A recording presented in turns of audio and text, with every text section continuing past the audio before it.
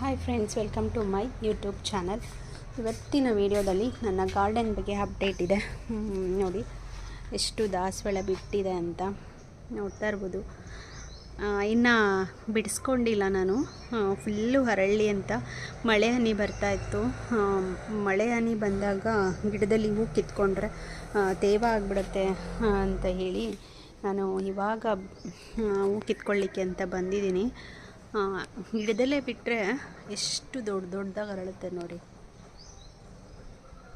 ತುಂಬ ಚೆನ್ನಾಗಿ ಬಿಟ್ಟಿದೆ. ಇದಂತೂ ಸಿಕ್ಕಾಬಟ್ಟೆ ಜಾಸ್ತಿನೇ ಬಿಟ್ಟಿದೆ. ಎಷ್ಟು ಒಂದು ಬಿಟ್ಟಿದೆ, 4, 8, 9, 10, 11, 12, 13, 14, 15 ಬಿಟ್ಟಿದೆ. ಮತ್ತು ಸ್ವಲ್ಪ ಮಲ್ಲಿಗೆ ಗಿಡ ಎಲ್ಲ ಫುಲ್ಲು ಕವರ್ ಆಗಿಬಿಟ್ಟಿತ್ತು. ಇಲ್ಲಿ ಹೋಗ್ಲಿಕ್ಕೆ ಬರಲಿಕ್ಕೆ ನನಗೆ ಆಗ್ತಾ ಇರಲಿಲ್ಲ. ಹಾಗಾಗಿ ಕಟ್ ಮಾಡಿಬಿಟ್ಟಿದ್ದೀನಿ. ಮಲ್ಲಿಗೆ ಹೂ ಬಿಟ್ಟಾಯಿತು ಅಂತ. ಈಗ ಪುನಃ ಇಲ್ಲಿ ಚಿಗುರಿ ಮಲ್ಲಿಗೆ ಹೂವು ಬಿಡ್ತಾ ಇದೆ. ಪರ್ಮನೆಂಟಾಗಿ ಇಲ್ಲೊಂದು ಚೇರ್ ಇಟ್ಕೊಂಡ್ಬಿಡ್ಬೇಕು. ಯಾಕೆಂದರೆ ಅಲ್ಲಿ ಮಲ್ಲಿಗೆ ಹೂ ಕಿತ್ಕೊಳ್ಳಿಕ್ಕೆ ಒಂದು ಸ್ವಲ್ಪ ಕಷ್ಟ ಆಗ್ತಿದೆ. ಹಾಗಾಗಿ ಇದು ಯಾಕೋ ಇವತ್ತು ಒಂದು ಬಿಟ್ಟಿದೆ. ಇಲ್ಲಿ ದಾಸವಾಳ ಗಿಡ ನನಗೆ ಸುಮಾರು ಒಂದು 5-6 ಗಿಡ ಒಣಗೋಗಿದೆ. ನಾನು ಒಂದು 2-3 ದಿನ ಬಿಟ್ಕೊಂಡು ನರ್ಸರಿಗೆ ಹೋಗೋಣ ಅಂದ್ಕೊಂಡಿದ್ದೀನಿ. ಬರೀ ದಾಸವಾಳನೇ ತರಬೇಕು ಅಂತ. ಇನ್ನೊಂದೆರಡು ನನಗೆ ಬೇಕು ಅನ್ನಿಸ್ತಾ ಇದೆ. ಅಂದರೆ ದಾಸವಾಳ ಜಾಸ್ತಿ ತೊಗೊತೀನಿ. ಮತ್ತು ಏನಂದರೆ ಮೆಹಂದಿ ಗಿಡ ಬೇಕು. ಮೆಹಂದಿ ಗಿಡ ಇಲ್ಲ, ಗೋರಂಟಿ ಅದು ಗಿಡ ಹಾಕೋಣ ಅಂತ.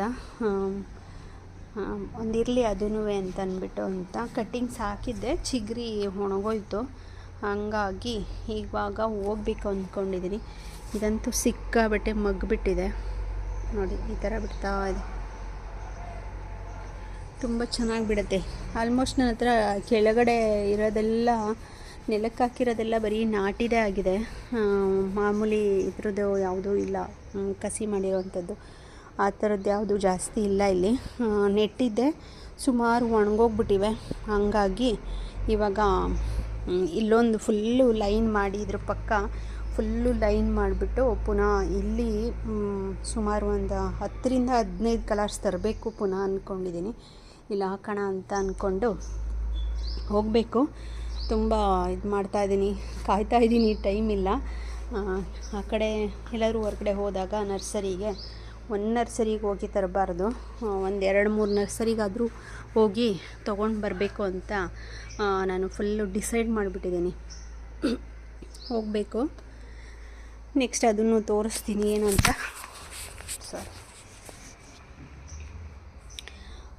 ಮತ್ತು ಏನಂತಂದರೆ ಇದು ಪಾಟಲ್ಲಿತ್ತು, ಏನಿದು ವೀಳ್ಯದೆಲೆ. ಅದಕ್ಕೆ ಅದನ್ನು ಪಾಟಲ್ಲೇ ಸ್ವಲ್ಪ ಚೆನ್ನಾಗಿ ಬರ್ತಾಯಿತ್ತು, ಏನೂ ತೊಂದರೆ ಇರಲಿಲ್ಲ.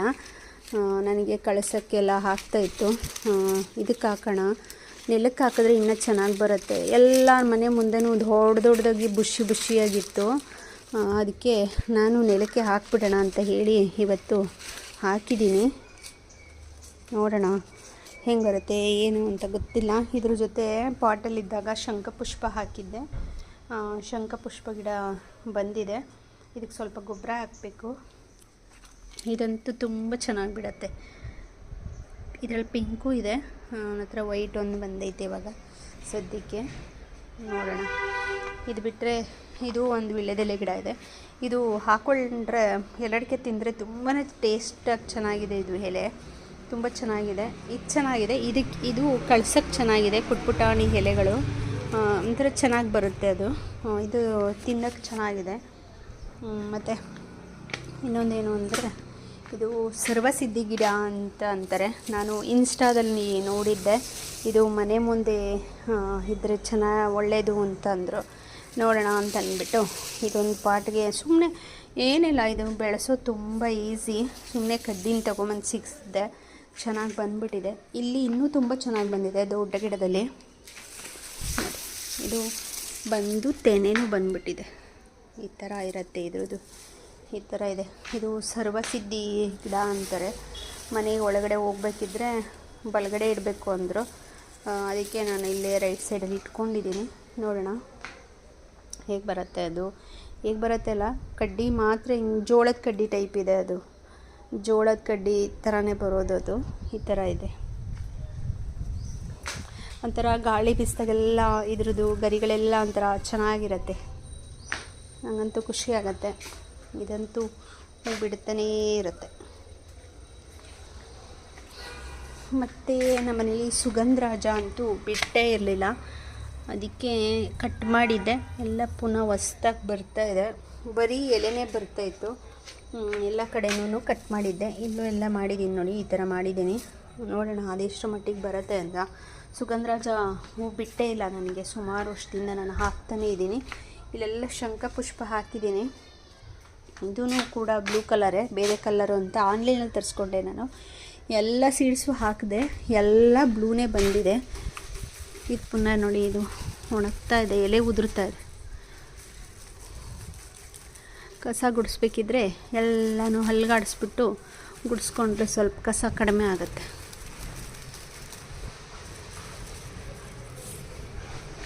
ಇಷ್ಟಿದೆ.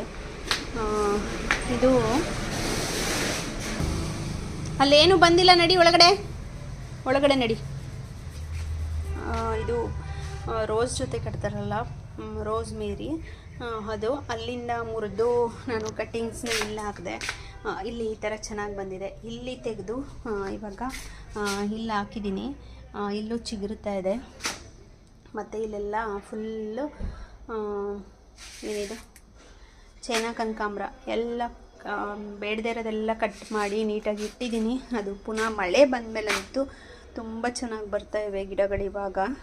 ಮತ್ತು ಇಲ್ಲೆಲ್ಲ ಕನಕಾಂಬರ ಇತ್ತು, ಎಲ್ಲನೂ ಕಟ್ ಮಾಡಿಬಿಟ್ಟಿದ್ದೀನಿ. ಯಾಕಂದರೆ ಫುಲ್ಲು ಬಿಳಿ ರೋಗ ಬಂದಿತ್ತು ನೋಡಿ. ಈ ಥರ ಎಲ್ಲ ಒಂದು ಎಲೆನೂ ಬಿಡ್ದೇ ಕಟ್ ಮಾಡಿಬಿಟ್ಟಿದ್ದೀನಿ. ಎಷ್ಟು ಆ ರೋಗ ಅಂತೂ ಫುಲ್ ಕೆಡ್ದಾಗಿರತ್ತಪ್ಪ. ಅದು ತುಂಬ ಬೇಜಾರು. ಏನೋ ಒಂದೊಂದು ಗಿಡ ಹಾಕ್ಕೊಂಡಿರ್ತೀವಿ, ಈ ಥರ ಬಂದಿದೆ ನೋಡಿ. ಎಲ್ಲ ಎಲೆಗೂ ಬಂದಿದೆ. ಇದೊಂದು ಮಿಸ್ ಆಗಿದೆ, ನಾನು ಕಟ್ ಮಾಡಿಲ್ಲ, ನೋಡ್ಕೊಂಡಿಲ್ಲ. ಇದೊಂದು ಗಿಡ ಇದರಲ್ಲಿ ಸ್ವಲ್ಪ ಕಡಿಮೆ ಇದೆ.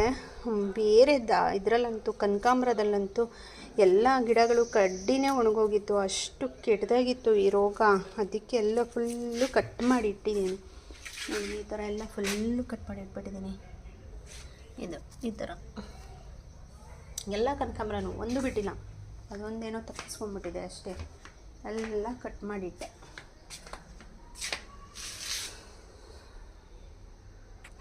ಶಂಖಪುಷ್ಪ ಅಂತೂ ಫುಲ್ ಹಬ್ಕೊಂಡು ಹೋಗ್ತಾ ಇದೆ. ನಾನು ಬೇರೆ ಕಲರ್ ಬಿಡುತ್ತೆ ಅಂದ್ಕೊಂಡೆ, ಅದು ಹೋಗಿ ಈ ಕಲರ್ ಬಂದುಬಿಟ್ಟಿದೆ. ಬ್ಲೂ ಕಲರು ದಪ್ಪು ರೋಸ್ ಟೈಪ್ ಇರುತ್ತೆ. ಅದು ಒಂದು ವಿಡಿಯೋ ಹಾಕಿದ್ದೀನಿ, ಆ ಥರದ್ದು. ಇದು ಈ ರೀತಿ ಶಂಖಪುಷ್ಪ ಅದು 2 ಮಾತ್ರ ಬಿಟ್ಟಿತ್ತು. ಇದೆಲ್ಲ ಟೆರೆಸಲ್ಲಿ ಕಿತ್ಕೊಂಡು ಬಂದಿರೋದು ನಾನು. ಇವಾಗ ಇಲ್ಲಿ ಮುಂದೆ ಬಿಡಿಸ್ಕೊಬೇಕು. ಇದು ಚೆನ್ನಾಗಿ ಬಿಡುತ್ತೆ.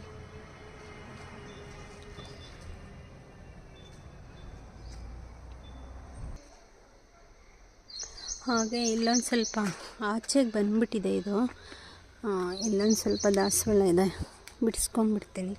ಆ ಕಡೆಯಿಂದ ಕಿತ್ಕೊಳ್ಳೋಕ್ಕಾಗಲ್ಲ. ಇಲ್ಲಿ ಸಿಂಗಲ್ ಪೆಟಲ್ಸ್ದು ಶಂಖಪುಷ್ಪ ಇದೆ, ಒಂದೇ ಒಂದು ಬಿಟ್ಟಿದೆ. ಅದು ಇದು ಸ್ವಲ್ಪ ಮೇಲೆ ಹತ್ತಿ ಕಿತ್ಕೋಬೇಕು.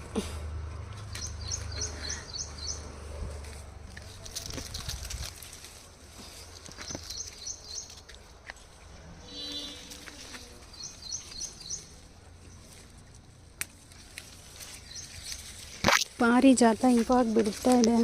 ಇವತ್ತು ಸ್ವಲ್ಪ ಮೋಡ ಬಂದು ಮಳೆ ಬಂದು ಹೋಯಿತು.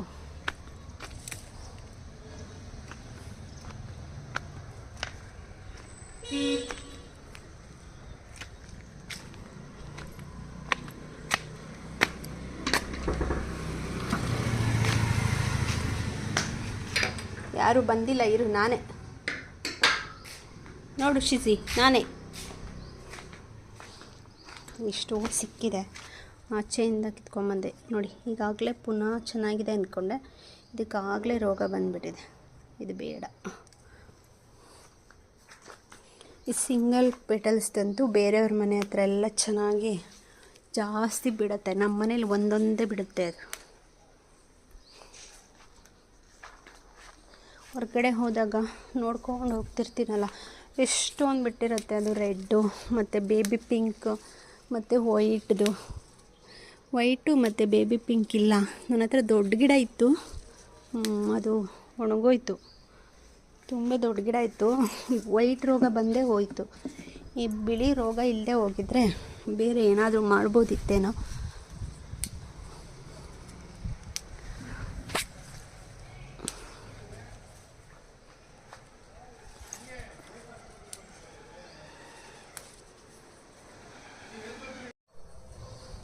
ಇಲ್ಲಿ ಇಷ್ಟು ಮಲ್ಲಿಗೆ ಹೂಸಿತ್ತು.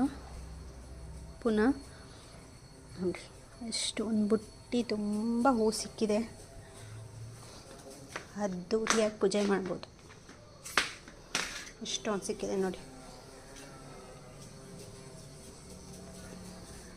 ನಡಿ ಒಳಗಡೆ. ಬಾಮ್ಮ, ಬಂದ್ಬಿಡು.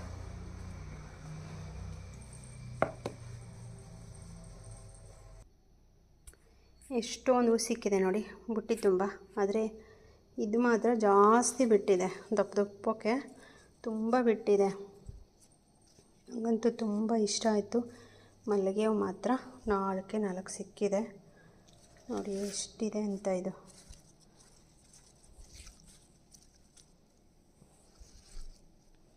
ಒಂಥರ ದಾಸವಾಳ. ನನಗಂತೂ ದಾಸವಾಳ ಮುಡಿಸಿನೇ ಅಭ್ಯಾಸ.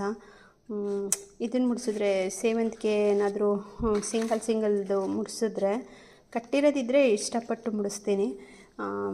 ಇದ್ರದ್ದಿದ್ದರೆ ಒಂಥರ ನನಗೆ ದಾಸವಾಳ ಮುಡಿಸೋದೇ ಒಂಥರ ಖುಷಿ. ಅದಕ್ಕೋಸ್ಕರ ನನಗೆ ದಾಸವಾಳ ಗಿಡಗಳನ್ನ ಕಲರ್ಸ್ಫುಲ್ಲು ತರಬೇಕು ಅಂದ್ಕೊಂಡಿದ್ದೀನಿ.